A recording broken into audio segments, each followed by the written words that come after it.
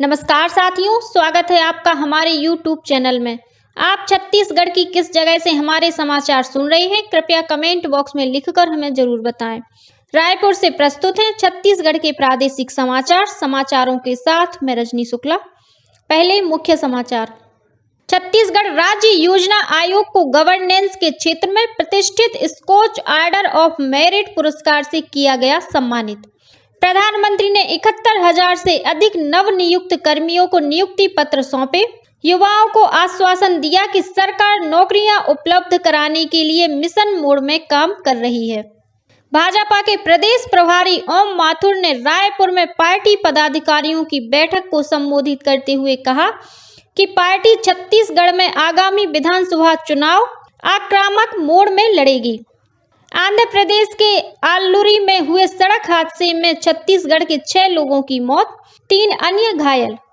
और रायगढ़ पुलिस ने साइबर ठगी के मामले में अंतर्राज्यीय गिरोह के 22 आरोपियों को कोलकाता से गिरफ्तार किया। अब समाचार विस्तार से।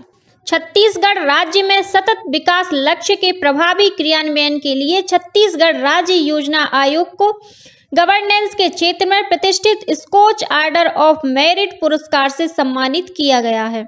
यह पुरस्कार वर्चुअल समारोह में कल राज्य योजना आयोग के सदस्य सचिव अनूप कुमार श्रीवास्तव को प्रदान किया गया।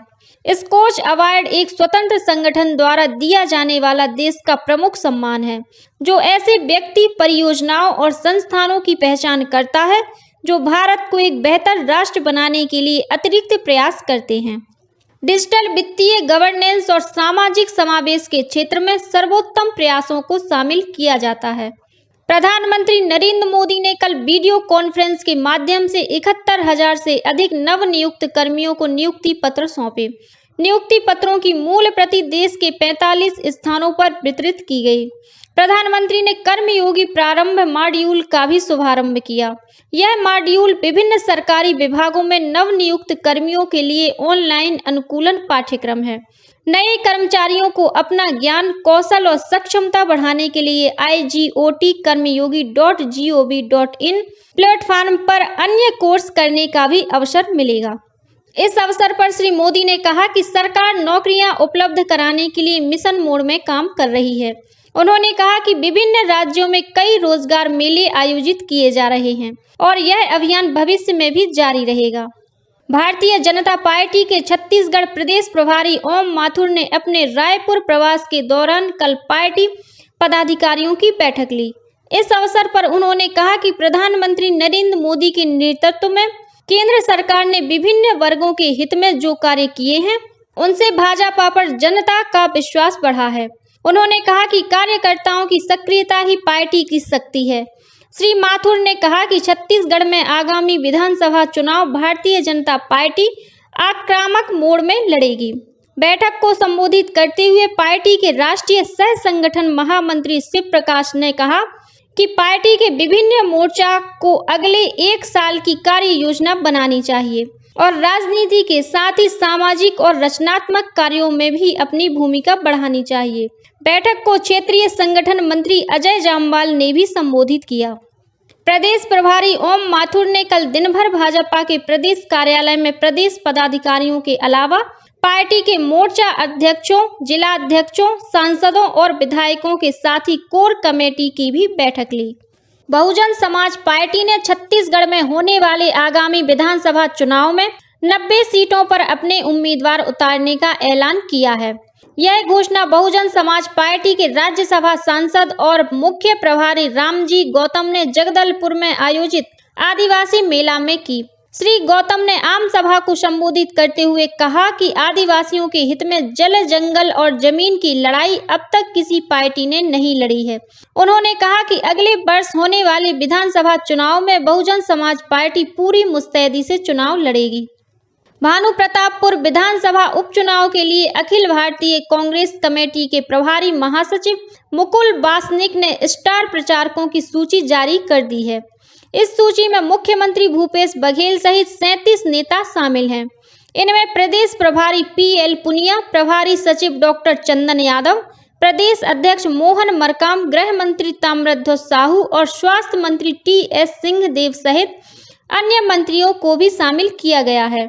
इस बीच भानु प्रतापपुर उपचुनाव में भारतीय जनता पार्टी के प्रत्याशी ब्रह्मानंद नेताम पर लगाए गए आरोपों के खिलाफ भाजपा के विभिन्न मंडलों के नेताओं, कार्यकर्ताओं और पदाधिकारियों ने शिकायत करते हुए प्रदेश कांग्रेस अध्यक्ष मोहन मरकाम के खिलाफ पॉक्सो एक्ट के तहत एफआईआर दर्ज करने की मांग की। भाजपा ने शिकायत में कहा है कि प्रदेश कांग्रेस अध्यक्ष ने पीड़ित बच्ची की सरेआम पहचान उजागर की है, जो पॉक्सो एक्ट की धारा 23 के तहत अपराध है। वहीं भाजपा विधायक और भानु प्रतापपुर उपचुनाव प्रभारी ब्रजमोहन अग्रवाल ने भाजपा उम्मीदवार ब्रह्मानंद नेताम पर कांग्रेस द्वारा लगाए गए आरोप को साजिश बताया।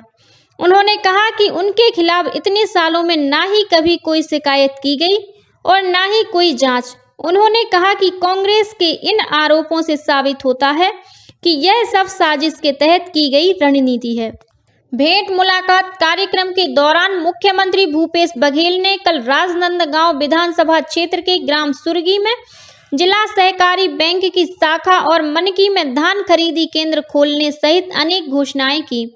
कार्यक्रम में सुरगी के किसानों ने 100 ट्रैक्टर पैरादान किया।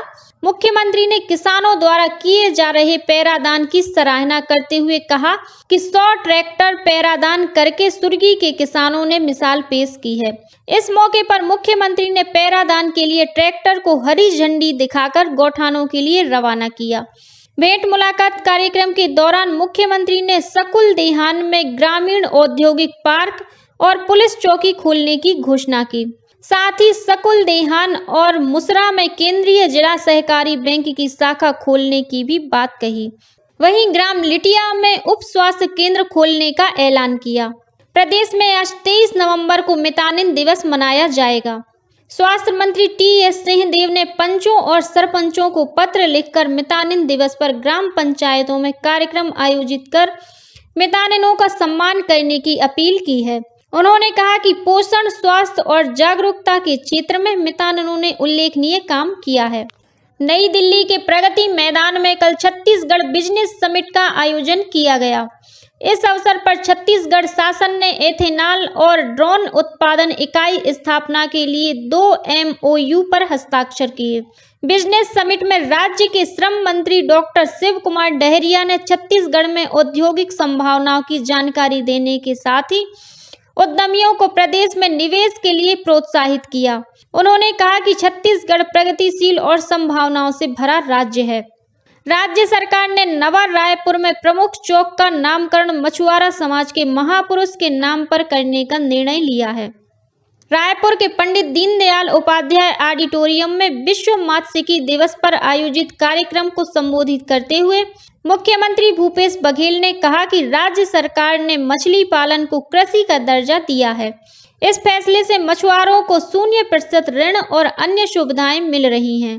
कार्यक्रम में मछली पालन से जुड़े 31 हितग्राहियों को मोटरसाइकिल सह आइस बॉक्स और 7 हितग्राहियों को 4 पहिया वाहन प्रदान किए गए। छत्तीसगढ़ की सीमा से लगे आंध्र प्रदेश के आलूरी में हुए सड़क हादसे में छत्तीसगढ़ के 6 लोगों की मौत हो गई, वहीं 3 अन्य लोग गंभीर रूप से घायल हो गए हैं। मृतक जगदलपुर के पंडरी पानी गांव के रहने वाले थे। मिली जानकारी के अनुसार ये सभी लोग मंदिर दर्शन के लिए तेलंगाना गए हुए थे। वापसी के दौरान आंध्र प्रदेश के चिंतूर जिले के आलूरी गांव में ट्रक ने इनकी वाहन को टक्कर मार दी। इस हादसे में 6 लोगों की मौत हो गई। इधर रायगढ़ जिले के घरघोड़ा इलाके में ट्रेलर की चपेट में आने से मोटरसाइकिल सवार वन रक्षक की मौत हो गई। रायगढ़ पुलिस ने साइबर ठगी के मामले में अंतर्राज्यीय गिरोह के 22 आरोपियों को गिरफ्तार किया है। इनमें 14 युवती शामिल हैं। पुलिस अधीक्षक अभिषेक मीणा ने बताया कि इन सभी आरोपियों को पुलिस ने कोलकाता के अवैध कॉल सेंटर से गिरफ्तार किया है। आरोप है कि इस गिरोह ने देश के विभिन्न राज्यों में 1 करोड़ रुपए से अधिक की ऑनलाइन ठगी की थी।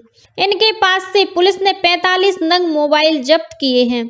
वहीं बिलासपुर में संचालित महादेव ऐप और अंबानी बूम ऑनलाइन सट्टा पैनल को दुर्ग पुलिस ने ध्वस्त कर दिया है। इस मामले में पुलिस ने 5 आरोपियों को गिरफ्तार किया है। इनके पास से 4 नग लैपटॉप, 7 नग मोबाइल, 6 पासबुक, 7 चेकबुक और 4 ATM जब्त किया गया है। प्रदेश में इन दिनों मतदाता सूची के पुनरीक्षण का कार्य जारी है। वहीं मतदाता जागरूकता से संबंधित विभिन्न कार्यक्रम आयोजित किए जा रहे हैं। इसी कड़ी में कोंडा गांव में कल युवोदय कोंडा नार कैंपस ने साइकिल रैली निकालकर लोगों को अपने मताधिकार का प्रयोग करने के लिए प्रेरित किया। इस दौरान युवोदय कोंडा नार कैंपस ने बंधा तालाब पार्क में नुक्कड़ नाटक भी प्रस्तुत कर मतदाताओं से निर्वाचन नामावली में अपना नाम जुड़वाने की अपील की। वहीं कोंडा गांव स्थित केंद्रीय रिजर्व पुलिस बल सीआरपीएफ की 188 बटालियन के मुख्यालय में भी मतदाता जागरूकता कार्यक्रम का आयोजन किया गया। और अब कुछ अन्य खबरें संक्षेप में। भारत निर्वाचन आयोग के निर्देश पर दावा आपत्ति प्राप्त करने, उसका निराकरण और अन्य कार्य की समीक्षा के लिए रायपुर संभागायुक्त आज 23 नवंबर को विभिन्न मतदान केंद्रों का भ्रमण करेंगे। इस दौरान कोई भी व्यक्ति अपनी समस्या और सुझाव प्रस्तुत कर सकता है। जिला रोजगार और स्वरोजगार मार्गदर्शन केंद्र रायपुर द्वारा 10वीं से स्नातक स्तर के युवाओं के लिए आज 23 नवंबर को पुराना पुलिस मुख्यालय परिसर में रोजगार मेले का आयोजन किया जाएगा। दंतेवाड़ा जिले के कुआकोंडा थाना क्षेत्र के अंतर्गत भूसा रास घाटी के जंगलों से माओवादी कमांडर देवा उर्फ तिर्री मड़कामी का शव मिला है। इस पर 8 लाख रुपए का इनाम घोषित था और इसके खिलाफ 9 से अधिक प्रकरण दर्ज थे। पुलिस मामले की जांच कर रही है। राजनांदगांव जिले के गिरदावरी में अनियमितता के आरोप में पटवारी को निलंबित कर दिया गया है। मनी लॉन्ड्रिंग और कोयले की अवैध वसूली के मामले में प्रवर्तन निदेशालय ईडी की टीम ने बलरामपुर के सहायक खनिज अधिकारी अवधेश बारीक को गिरफ्तार कर लिया है। भिलाई इस्पात संयंत्र के SMS-3 की नवोदय टीम ने इंडोनेशिया के जकार्ता में international convention on quality control circle के अंतरराष्ट्रीय प्रतियोगिता में स्वर्ण पदक हासिल किया है। राजनांदगांव जिले के डोंगरगांव और छुरिया क्षेत्र में मुरीम का अवैध उत्खनन करने के मामले में पुलिस ने एक शिक्षक के खिलाफ मामला दर्ज करते हुए जेसीबी और मालवाहक वाहन को जब्त किया है। और बिलासपुर शहर के सिरगिट्टी थाना क्षेत्र में स्थित एक निजी तेल मिल में आग लगने से हजारों लीटर तेल जल गया। इसी के साथ छत्तीसगढ़ के समाचारों का ये बुलेटिन समाप्त हुआ। नमस्कार।